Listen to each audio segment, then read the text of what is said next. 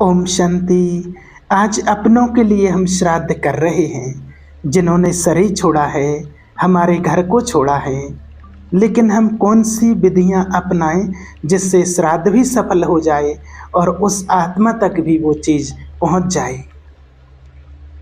बहुत सारे लोग भोग बनाते हैं, गरीबों को खिलाते हैं, बहुत सारे लोग ब्राह्मणों को भी खिलाते हैं। लेकिन हमें ओनली भोजन नहीं खिलाना है, भोजन के साथ साथ हमें उस आत्मा तक अपने संकल्प भी पहुंचाने हैं।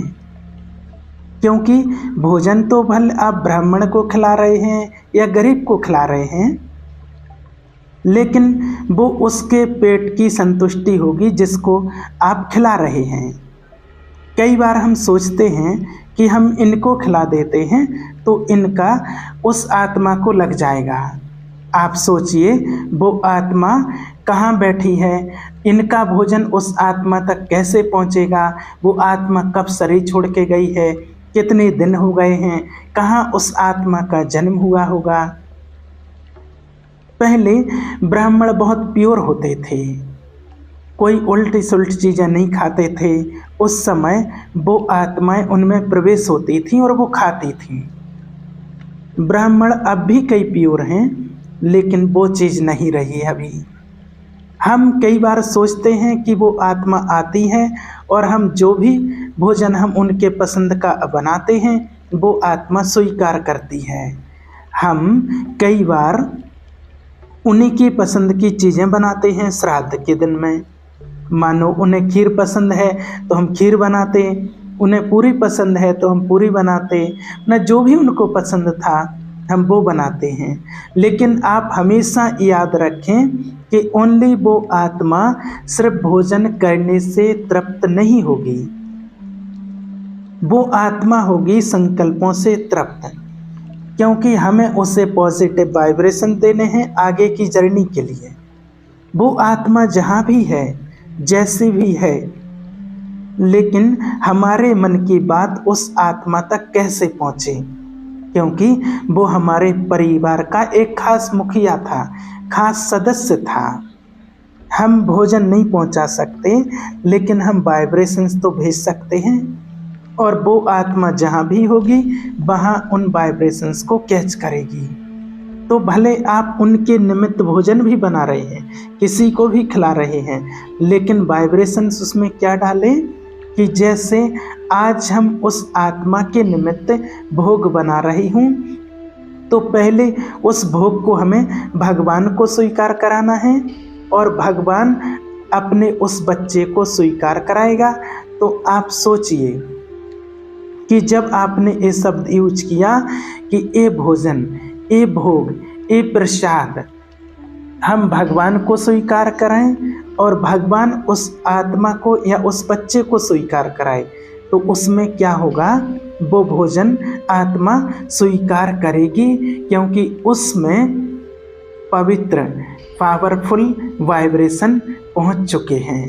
भगवान को जिस चीज़ का भोग लग जाता है तो फिर वो भोजन प्रसाद बन जाता है और फिर वो प्रसाद उस आत्मा तक पहुंच जाता है।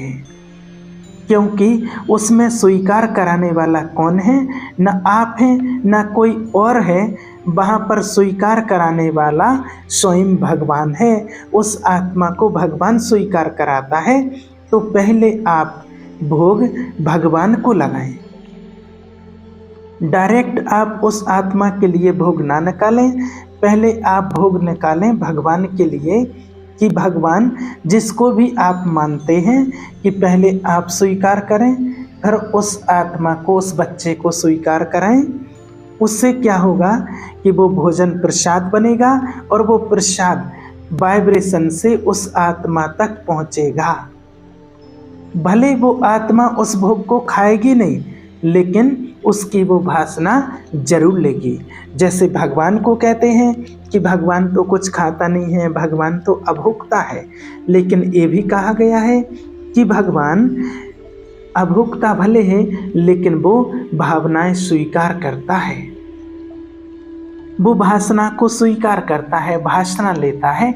इसलिए हम इतने बड़े प्यार से उसको भोग लगाते हैं, भोग बनाते हैं। जिस दिन भगवान को जब भोग लगाते हैं तो कितनी चीज़ों का ध्यान रखते हैं कि भगवान को भोग लगना है। तो वास्तव में कई लोग तो कहते हैं कि भगवान तो भोग खाता नहीं है, अभोक्ता है। तो अभोक्ता है, लेकिन वो हमारी भावनाओं को, हमारे भोग को भासता है। इसलिए भगवान को इतने प्यार से, और जब हम उसी भावना से भोग लगाते हैं तो जरूर भगवान स्वीकार करता है।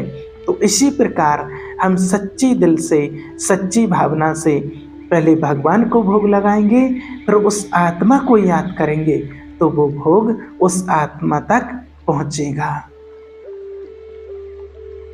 वैसे ही उस भोजन के साथ साथ, और जो भोजन हम बनाते हैं तो भोजन के साथ साथ वैसे ही हमें पॉजिटिव संकल्प भी देने हैं कि वो आत्मा जहाँ भी हो स्वस्थ हो, वो आत्मा जहाँ भी हो, जिस परिवार में हो, जिस परिवार में उस आत्मा ने जन्म लिया हो, खुशहाल हो।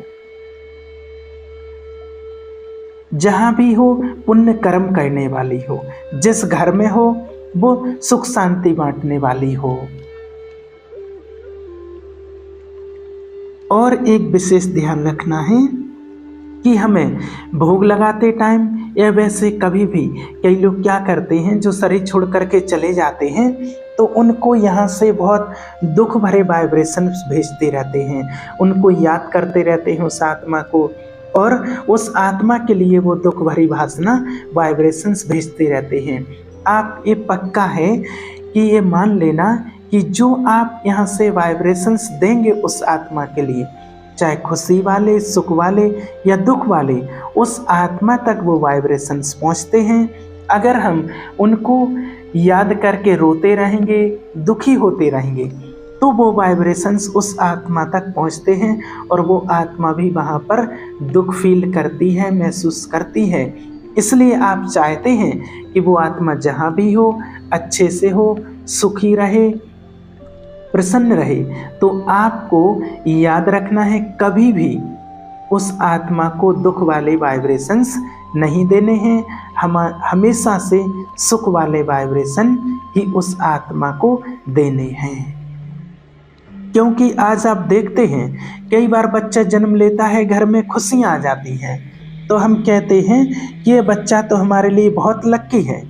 और कई बार बच्चा जन्म लेता है लेकिन घर में कोई दिक्कत भी हो जाती है, तो हम क्या कहते हैं कि हमारे जीवन के लिए बच्चा अच्छा नहीं है। तो उस बच्चे के कारण कुछ नहीं हुआ है, वो समस्या आपके जीवन में आनी थी, भले वो बच्चा आए या ना आए, लेकिन वो समस्याओं से आपको निकालेगा। क्योंकि एक तो वो प्योर आत्मा, दूसरा उसके साथ आपके कार्मिक अकाउंट हैं, और तीसरा वो अपने कर्मों के हिसाब किताब चुकता करने के लिए वो आत्मा आई है। तो आप उसको भला बुरा तो कह ही नहीं सकते हैं कि यह हमारे साथ अच्छा करने आई है या बुरा करने आई है। आज मान लो बच्चा जब जन्म लेता है तो कहते हैं हमारे लिए बहुत शुभ है।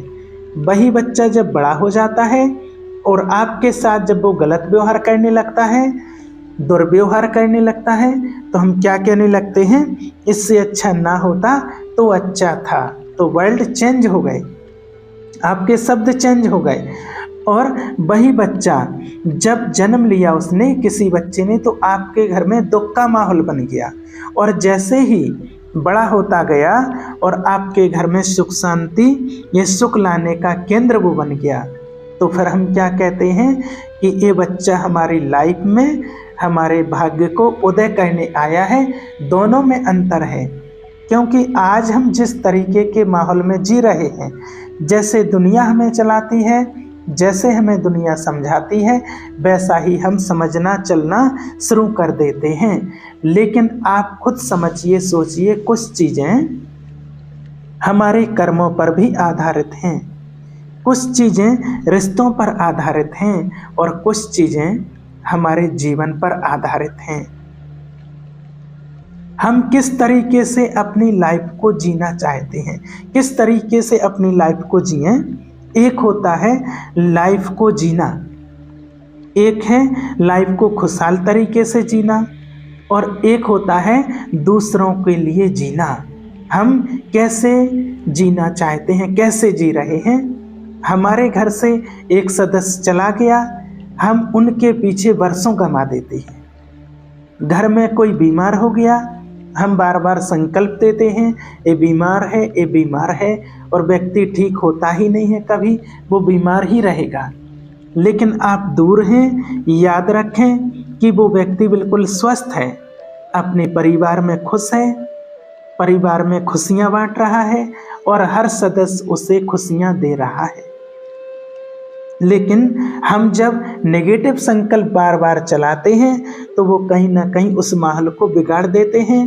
पारिवारिक जो खुशहाल माहौल था वो कहीं ना कहीं बिगड़ जाता है। आज घर घर में देखा जाए, कई बार अपने ही अपनों से दूर हो जाते हैं, कारण एक दूसरे को देखना भी पसंद नहीं करते हैं। और कई बार जब अपने ही अपनों को देखना पसंद नहीं करते हैं तो लोग उनका फ़ायदा उठा लेते हैं कि देखो इनकी तो अपनों से ही नहीं बनती तो हमारे से क्या बनेगी, इनके तो अपने ही घर में कलह क्लेश है तो ये हमारे कलह क्लेश को क्या मिटाएंगे। तो इसलिए कोशिश करें कि हमें अपने घर के माहौल को एक पॉजिटिव सकारात्मक ऊर्जा रोज देनी है।